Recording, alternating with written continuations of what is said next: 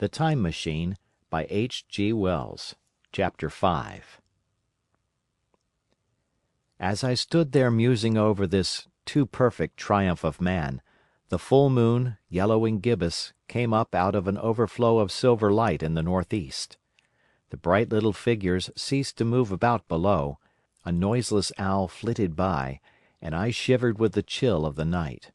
I determined to descend and find where I could sleep. I looked for the building I knew. Then my eye travelled along to the figure of the white sphinx upon the pedestal of bronze, growing distinct as the light of the rising moon grew brighter. I could see the silver birch against it. There was the tangle of rhododendron bushes, black in the pale light, and there was the little lawn. I looked at the lawn again.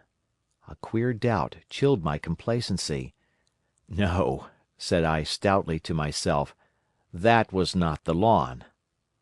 But it was the lawn, for the white leprous face of the sphinx was towards it. Can you imagine what I felt as this conviction came home to me? But you cannot. The Time Machine was gone.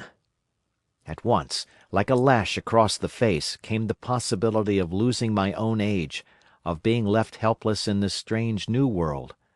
The bare thought of it was an actual physical sensation.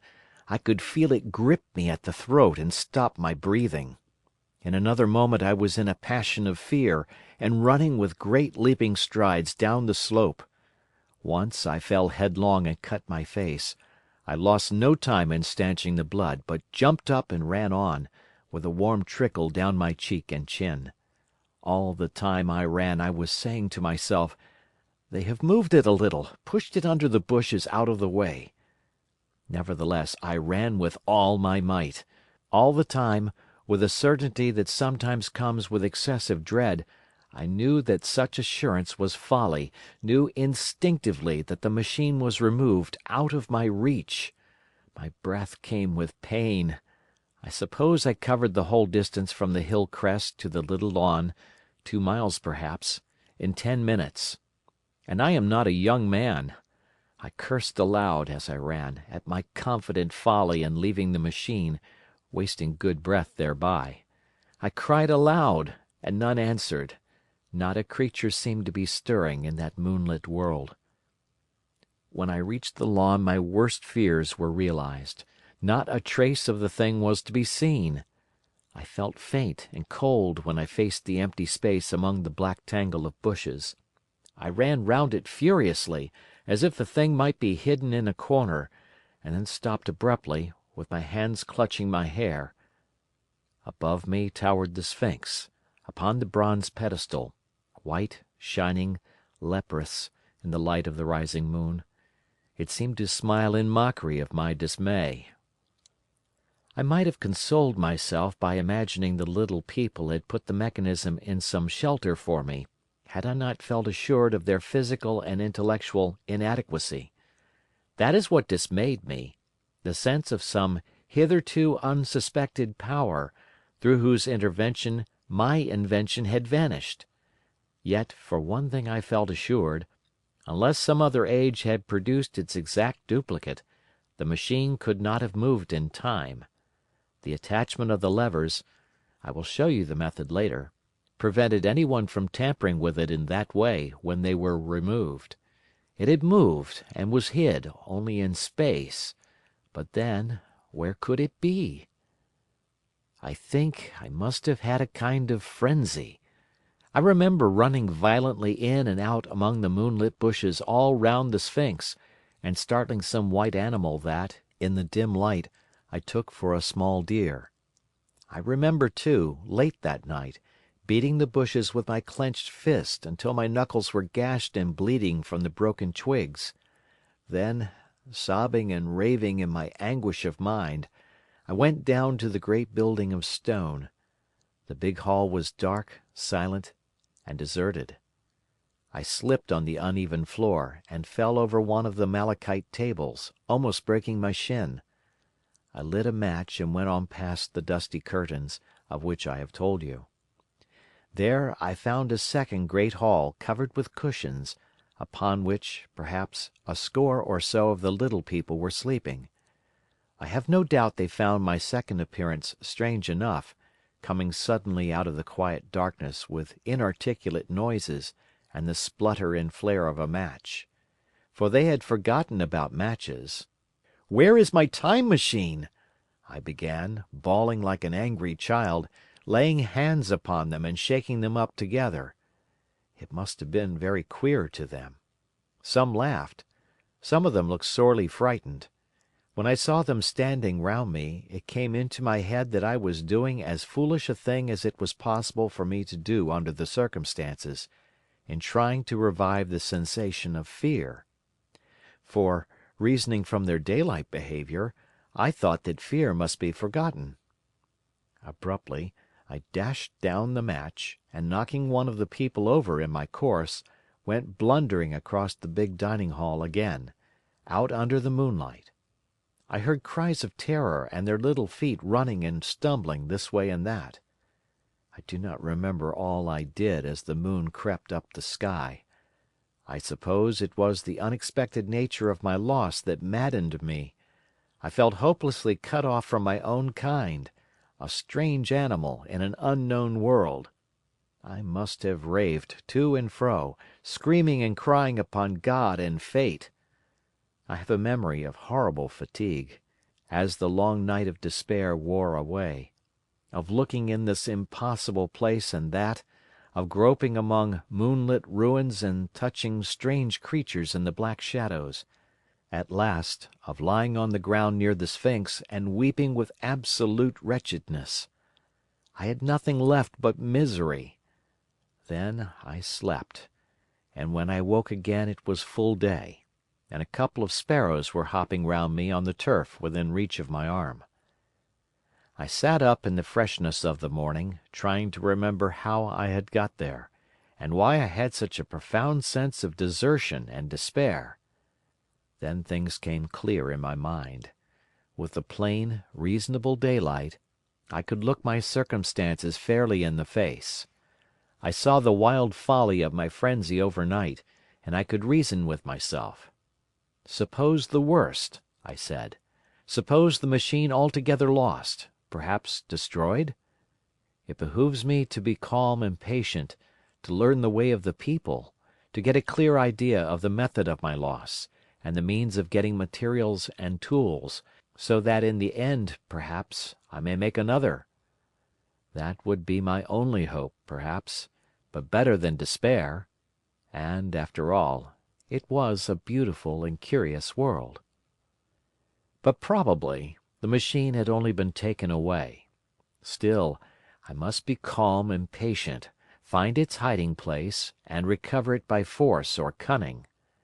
And with that I scrambled to my feet and looked about me, wondering where I could bathe. I felt weary, stiff, and travel-soiled. The freshness of the morning made me desire an equal freshness. I had exhausted my emotion. Indeed, as I went about my business, I found myself wondering at my intense excitement overnight. I made a careful examination of the ground about the little lawn. I wasted some time in futile questionings, conveyed, as well as I was able, to such of the little people as came by. They all failed to understand my gestures. Some were simply stolid, some thought it was a jest and laughed at me. I had the hardest task in the world to keep my hands off their pretty laughing faces. It was a foolish impulse, but the devil begotten of fear and blind anger was ill-curbed and still eager to take advantage of my perplexity. The turf gave me better counsel. I found a groove ripped in it, about midway between the pedestal of the Sphinx and the marks of my feet, where, on arrival, I had struggled with the overturned machine. There were other signs of removal about, with queer narrow footprints like those I could imagine made by a sloth. This directed my closer attention to the pedestal. It was, as I think I have said, of bronze. It was not a mere block, but highly decorated with deep framed panels on either side. I went and rapped at these. The pedestal was hollow. Examining the panels with care, I found them discontinuous with the frames. There were no handles or keyholes, but possibly the panels, if they were doors, as I supposed, opened from within. One thing was clear enough to my mind. It took no very great mental effort to infer that my time machine was inside that pedestal. But how it got there was a different problem. I saw the heads of 2 orange-clad people coming through the bushes and under some blossom-covered apple trees towards me. I turned smiling to them and beckoned them to me. They came, and then, pointing to the bronze pedestal, I tried to intimate my wish to open it. But at my first gesture towards this they behaved very oddly. I don't know how to convey their expression to you. Suppose you were to use a grossly improper gesture to a delicate-minded woman. It is how she would look. They went off as if they had received the last possible insult. I tried a sweet-looking little chap in white next, with exactly the same result. Somehow his manner made me feel ashamed of myself. But, as you know, I wanted the time machine, and I tried him once more. As he turned off, like the others, my temper got the better of me. In 3 strides I was after him, had him by the loose part of his robe round the neck, and began dragging him towards the Sphinx. Then I saw the horror and repugnance of his face, and all of a sudden I let him go. But I was not beaten yet. I banged with my fist at the bronze panels. I thought I heard something stir inside.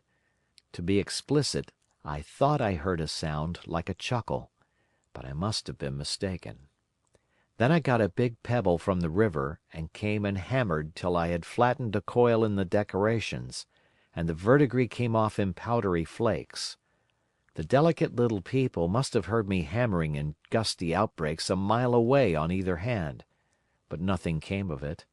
I saw a crowd of them upon the slopes, looking furtively at me. At last, hot and tired, I sat down to watch the place. But I was too restless to watch long. I am too occidental for a long vigil.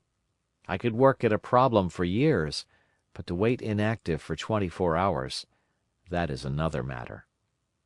I got up after a time, and began walking aimlessly through the bushes towards the hill again. "Patience," said I to myself. "If you want your machine again, you must leave that Sphinx alone. If they mean to take your machine away, it's little good your wrecking their bronze panels, and if they don't, you will get it back as soon as you can ask for it. To sit among all those unknown things before a puzzle like that is hopeless. That way lies monomania. Face this world, learn its ways, watch it. Be careful of too hasty guesses at its meaning. In the end you will find clues to it all." Then, suddenly the humor of the situation came into my mind. The thought of the years I had spent in study and toil to get into the future age, and now my passion of anxiety to get out of it. I had made myself the most complicated and the most hopeless trap that ever a man devised. Although it was at my own expense, I could not help myself. I laughed aloud. Going through the big palace, it seemed to me that the little people avoided me. It may have been my fancy, or it may have had something to do with my hammering at the gates of bronze. Yet I felt tolerably sure of the avoidance. I was careful, however, to show no concern and to abstain from any pursuit of them, and in the course of a day or two things got back to the old footing. I made what progress I could in the language, and in addition I pushed my explorations here and there. Either I missed some subtle point, or their language was excessively simple, almost exclusively composed of concrete substantives and verbs. There seemed to be few, if any, abstract terms, or little use of figurative language. Their sentences were usually simple and of 2 words, and I failed to convey or understand any but the simplest propositions. I determined to put the thought of my time machine and the mystery of the bronze doors under the Sphinx as much as possible in a corner of memory, until my growing knowledge would lead me back to them in a natural way. Yet a certain feeling, you may understand, tethered me in a circle of a few miles round the point of my arrival. So far as I could see, all the world displayed the same exuberant richness as the Thames Valley. From every hill I climbed I saw the same abundance of splendid buildings, endlessly varied in material and style, the same clustering thickets of evergreens, the same blossom-laden trees and tree ferns. Here and there water shone like silver, and beyond, the land rose into blue undulating hills, and so faded into the serenity of the sky. A peculiar feature, which presently attracted my attention, was the presence of certain circular wells, several, as it seemed to me, of a very great depth. One lay by the path up the hill, which I had followed during my first walk. Like the others, it was rimmed with bronze, curiously wrought, and protected by a little cupola from the rain. Sitting by the side of these wells, and peering down into the shafted darkness, I could see no gleam of water, nor could I start any reflection with a lighted match. But in all of them I heard a certain sound, a thud, thud, thud, like the beating of some big engine, and I discovered, from the flaring of my matches, that a steady current of air set down the shafts. Further, I threw a scrap of paper into the throat of one, and, instead of fluttering slowly down, it was at once sucked swiftly out of sight. After a time, too, I came to connect these wells with tall towers standing here and there upon the slopes, for above them there was often just such a flicker in the air as one sees on a hot day above a sun-scorched beach. Putting things together, I reached a strong suggestion of an extensive system of subterranean ventilation, whose true import it was difficult to imagine. I was at first inclined to associate it with the sanitary apparatus of these people. It was an obvious conclusion, but it was absolutely wrong. And here I must admit that I learned very little of drains and bells and modes of conveyance and the like conveniences during my time in this real future. In some of these visions of utopias and coming times which I have read, there is a vast amount of detail about building and social arrangements and so forth. But while such details are easy enough to obtain when the whole world is contained in one's imagination, they are altogether inaccessible to a real traveller amid such realities as I found here. Conceive the tale of London which a negro, fresh from Central Africa, would take back to his tribe. What would he know of railway companies, of social movements, of telephone and telegraph wires, of the parcels delivery company, and postal orders, and the like? Yet we, at least, should be willing enough to explain these things to him.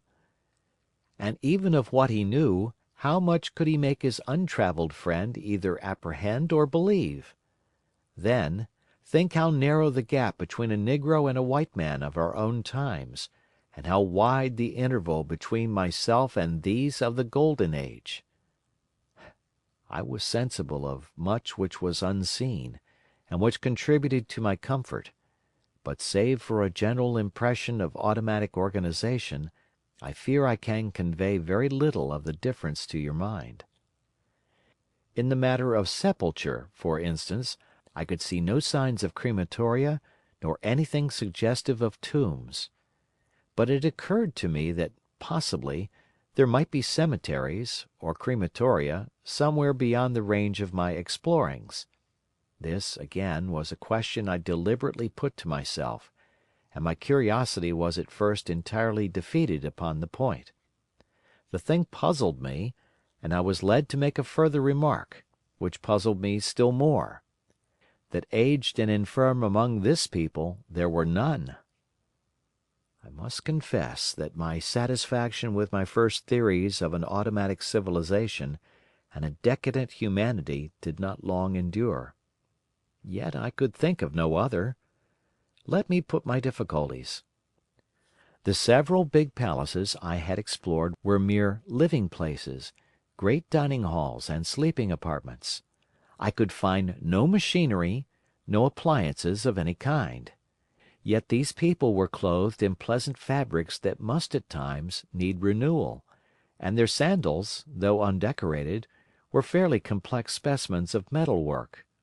Somehow such things must be made, and the little people displayed no vestige of a creative tendency. There were no shops, no workshops, no sign of importations among them. They spent all their time in playing gently, in bathing in the river, in making love in a half-playful fashion, in eating fruit and sleeping. I could not see how things were kept going. Then, again, about the Time Machine, something, I knew not what, had taken it into the hollow pedestal of the White Sphinx. Why? For the life of me I could not imagine. Those waterless wells, too, those flickering pillars. I felt I lacked a clue. I felt—how shall I put it? Suppose you found an inscription with sentences here and there in excellent plain English, and interpolated therewith others made up of words, of letters even, absolutely unknown to you. Well, on the third day of my visit, that was how the world of 802,701 presented itself to me. That day, too, I made a friend, of a sort. It happened that, as I was watching some of the little people bathing in a shallow, one of them was seized with cramp and began drifting downstream. The main current ran rather swiftly, but not too strongly for even a moderate swimmer. It will give you an idea, therefore, of the strange deficiency in these creatures, when I tell you that none made the slightest attempt to rescue the weakly crying thing which was drowning before their eyes. When I realized this, I hurriedly slipped off my clothes, and, wading in at a point lower down, I caught the poor mite and drew her safe to land. A little rubbing of the limbs soon brought her round, and I had the satisfaction of seeing she was all right before I left her. I had got to such a low estimate of her kind that I did not expect any gratitude from her. In that, however, I was wrong. This happened in the morning. In the afternoon I met my little woman, as I believe it was, as I was returning towards my centre from an exploration, and she received me with cries of delight and presented me with a big garland of flowers, evidently made for me, and me alone. The thing took my imagination. Very possibly I had been feeling desolate. At any rate, I did my best to display my appreciation of the gift. We were soon seated together in a little stone arbor, engaged in conversation, chiefly of smiles. The creature's friendliness affected me exactly as a child's might have done. We passed each other flowers, and she kissed my hands. I did the same to hers. Then I tried talk, and found that her name was Weena, which, though I don't know what it meant, somehow seemed appropriate enough. That was the beginning of a queer friendship which lasted a week, and ended as I will tell you. She was exactly like a child. She wanted to be with me always. She tried to follow me everywhere, and on my next journey out and about it went to my heart to tire her down, and leave her at last, exhausted and calling after me rather plaintively. But the problems of the world had to be mastered. I had not, I said to myself, come into the future to carry on a miniature flirtation. Yet her distress when I left her was very great. Her expostulations at the parting were sometimes frantic, and I think, altogether, I had as much trouble as comfort from her devotion. Nevertheless, she was, somehow, a very great comfort. I thought it was mere childish affection that made her cling to me. Until it was too late, I did not clearly know what I had inflicted upon her when I left her. Nor until it was too late did I clearly understand what she was to me. For, by merely seeming fond of me, and showing in her weak, futile way that she cared for me, the little doll of a creature presently gave my return to the neighbourhood of the White Sphinx almost the feeling of coming home, and I would watch for her tiny figure of white and gold so soon as I came over the hill. It was from her, too, that I learned that fear had not yet left the world. She was fearless enough in the daylight, and she had the oddest confidence in me. For once, in a foolish moment, I made threatening grimaces at her, and she simply laughed at them. But she dreaded the dark, dreaded shadows, dreaded black things. Darkness to her was the one thing dreadful. It was a singularly passionate emotion, and it set me thinking and observing. I discovered then, among other things, that these little people gathered into the great houses after dark, and slept in droves. To enter upon them without a light was to put them into a tumult of apprehension. I never found one out of doors, or one sleeping alone within doors, after dark. Yet I was still such a blockhead that I missed the lesson of that fear, and in spite of Weena's distress, I insisted upon sleeping away from these slumbering multitudes. It troubled her greatly, but in the end her odd affection for me triumphed, and for 5 of the nights of our acquaintance, including the last night of all, she slept with her head pillowed on my arm. But my story slips away from me as I speak of her.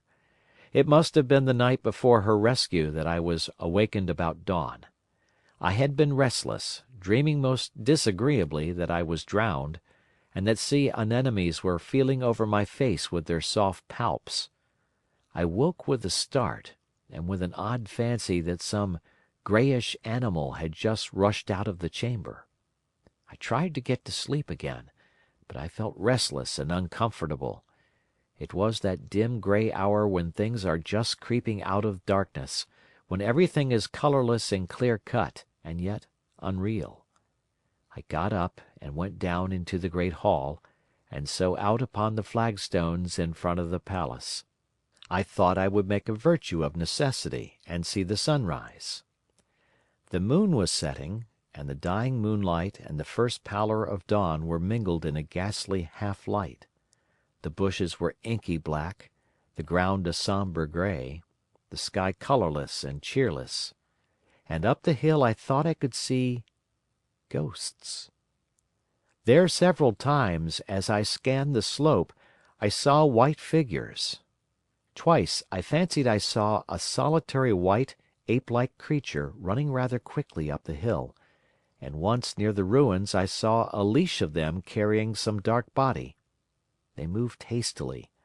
I did not see what became of them. It seemed that they vanished among the bushes. The dawn was still indistinct, you must understand. I was feeling that chill, uncertain, early morning feeling you may have known. I doubted my eyes.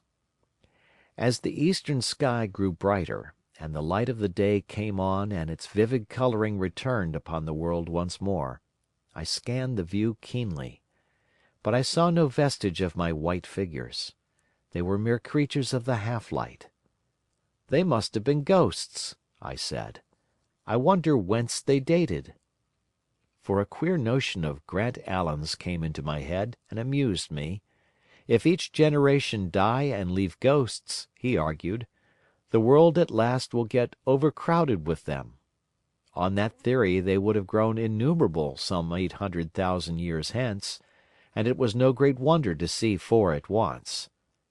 But the jest was unsatisfying, and I was thinking of these figures all the morning, until Weena's rescue drove them out of my head. I associated them in some indefinite way with the white animal I had startled in my first passionate march for the Time Machine. But Weena was a pleasant substitute. Yet all the same, they were soon destined to take far deadlier possession of my mind. I think I have said how much hotter than our own was the weather of this golden age. I cannot account for it. It may be that the sun was hotter, or the earth nearer the sun. It is usual to assume that the sun will go on cooling steadily in the future. But people, unfamiliar with such speculations as those of the younger Darwin, forget that the planets must ultimately fall back one by one into the parent body. As these catastrophes occur, the sun will blaze with renewed energy, and it may be that some inner planet had suffered this fate. Whatever the reason, the fact remains that the sun was very much hotter than we know it. Well, one very hot morning, my fourth, I think, as I was seeking shelter from the heat and glare in a colossal ruin near the great house where I slept and fed, there happened this strange thing. Clambering among these heaps of masonry, I found a narrow gallery, whose end and side windows were blocked by fallen masses of stone. By contrast with the brilliancy outside, it seemed at first impenetrably dark to me. I entered it groping, for the change from light to blackness made spots of colour swim before me. Suddenly I halted spellbound. A pair of eyes, luminous by reflection against the daylight without, was watching me out of the darkness. The old instinctive dread of wild beasts came upon me. I clenched my hands and steadfastly looked into the glaring eyeballs. I was afraid to turn.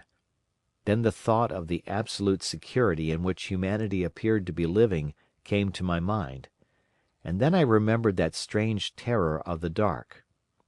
Overcoming my fear to some extent, I advanced a step and spoke. I will admit that my voice was harsh and ill-controlled. I put out my hand and touched something soft.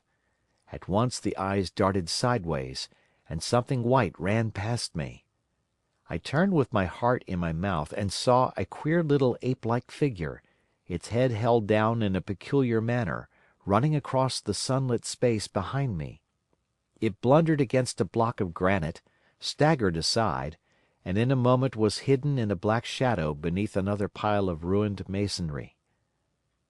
My impression of it is, of course, imperfect, but I know it was a dull white, and had strange large greyish-red eyes. Also that there was flaxen hair on its head and down its back. But, as I say, it went too fast for me to see distinctly. I cannot even say whether it ran on all fours, or only with its forearms held very low. After an instant's pause, I followed it into the second heap of ruins. I could not find it at first, but, after a time in the profound obscurity, I came upon one of those round, well-like openings of which I have told you, half closed by a fallen pillar. A sudden thought came to me. Could this thing have vanished down the shaft? I lit a match, and looking down I saw a small, white, moving creature, with large, bright eyes which regarded me steadfastly as it retreated. It made me shudder. It was so like a human spider.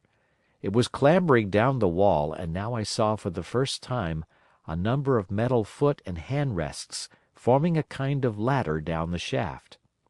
Then the light burned my fingers and fell out of my hand, going out as it dropped, and when I had lit another, the little monster had disappeared. I do not know how long I sat peering down that well. It was not for some time that I could succeed in persuading myself that the thing I had seen was human.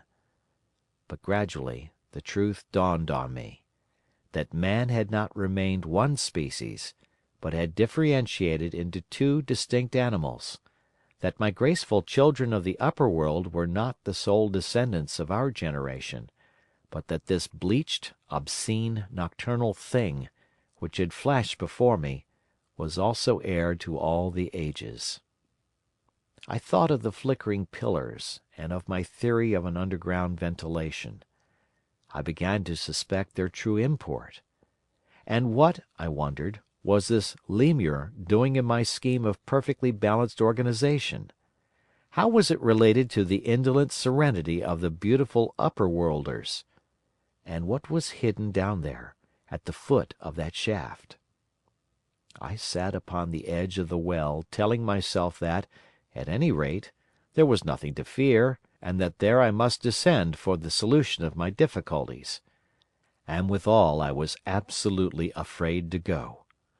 As I hesitated, two of the beautiful upper-world people came running in their amorous sport across the daylight in the shadow. The male pursued the female, flinging flowers at her as he ran. They seemed distressed to find me, my arm against the overturned pillar, peering down the well. Apparently it was considered bad form to remark these apertures, for when I pointed to this one and tried to frame a question about it in their tongue, they were still more visibly distressed and turned away. But they were interested by my matches, and I struck some to amuse them. I tried them again about the well, and again I failed. So presently I left them, meaning to go back to Weena and see what I could get from her. But my mind was already in revolution. My guesses and impressions were slipping and sliding to a new adjustment. I had now a clue to the import of these wells, to the ventilating towers, to the mystery of the ghosts, to say nothing of a hint at the meaning of the bronze gates and the fate of the time machine. And very vaguely there came a suggestion towards the solution of the economic problem that had puzzled me. Here was the new view. Plainly, this second species of man was subterranean. There were three circumstances in particular which made me think that its rare emergence above ground was the outcome of a long-continued underground habit. In the first place, there was the bleached look common in most animals that live largely in the dark. The white fish of the Kentucky caves, for example. Then, those large eyes, with that capacity for reflecting light, are common features of nocturnal things, witness the owl and the cat. And last of all, that evident confusion in the sunshine, that hasty yet fumbling awkward flight towards dark shadow, and that peculiar carriage of the head while in the light, all reinforce the theory of an extreme sensitiveness of the retina.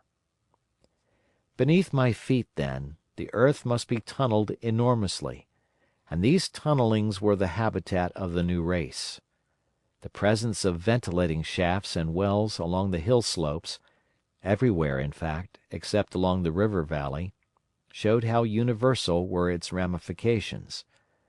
What so natural, then, as to assume that it was in this artificial underworld that such work as was necessary to the comfort of the daylight race was done? The notion was so plausible that I at once accepted it, and went on to assume the how of this splitting of the human species. I dare say you will anticipate the shape of my theory, though, for myself, I very soon felt that it fell far short of the truth. At first, proceeding from the problems of our own age, it seemed clear as daylight to me that the gradual widening of the present merely temporary and social difference between the capitalist and the laborer was the key to the whole position. No doubt it will seem grotesque enough to you, and wildly incredible, and yet even now there are existing circumstances to point that way. There is a tendency to utilize underground space for the less ornamental purposes of civilization. There is the Metropolitan Railway in London, for instance, there are new electric railways, there are subways, there are underground workrooms and restaurants, and they increase and multiply. Evidently, I thought, this tendency had increased till industry had gradually lost its birthright in the sky. I mean that it had gone deeper and deeper into larger and ever larger underground factories, spending a still increasing amount of its time therein, till, in the end, even now, does not an East End worker live in such artificial conditions as practically to be cut off from the natural surface of the earth? Again, the exclusive tendency of richer people, due, no doubt, to the increasing refinement of their education and the widening gulf between them and the rude violence of the poor, is already leading to the closing, in their interest, of considerable portions of the surface of the land. About London, for instance, perhaps half the prettier country is shut in against intrusion.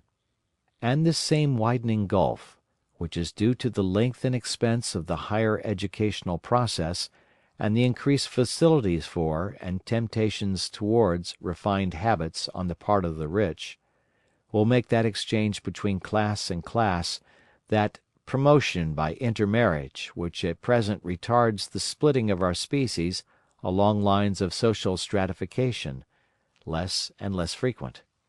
So, in the end, above ground you must have the haves, pursuing pleasure and comfort and beauty, and below ground the have-nots, the workers getting continually adapted to the conditions of their labor.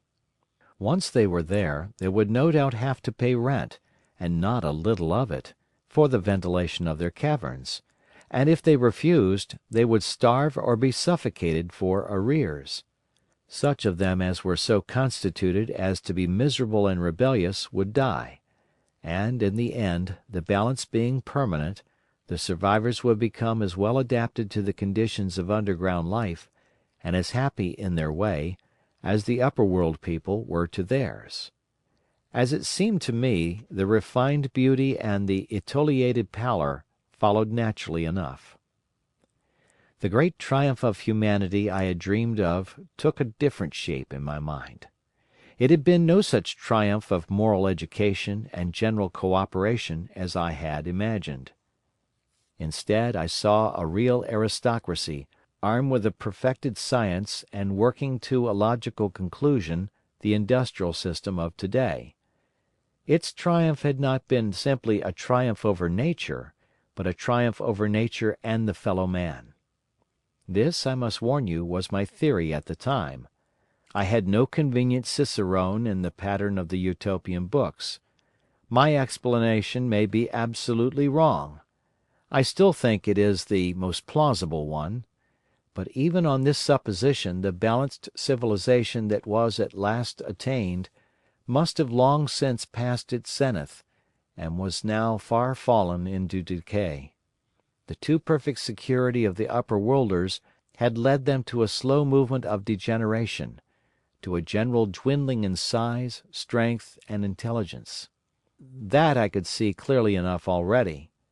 What had happened to the undergrounders I did not yet suspect, but from what I had seen of the Morlocks, that, by the by, was the name by which these creatures were called, I could imagine that the modification of the human type was even far more profound than among the Eloi, the beautiful race that I already knew. Then came troublesome doubts. Why had the Morlocks taken my time machine? For I felt sure it was they who had taken it. Why, too, if the Eloi were masters, could they not restore the machine to me? And why were they so terribly afraid of the dark? I proceeded, as I have said, to question Weena about this underworld, but here again I was disappointed. At first she would not understand my questions, and presently she refused to answer them. She shivered as though the topic was unendurable, and when I pressed her, perhaps a little harshly, she burst into tears. They were the only tears, except my own, I ever saw in that golden age. When I saw them I ceased abruptly to trouble about the Morlocks, and was only concerned in banishing these signs of the human inheritance from Weena's eyes. And very soon she was smiling and clapping her hands, while I solemnly burned a match. End of chapter.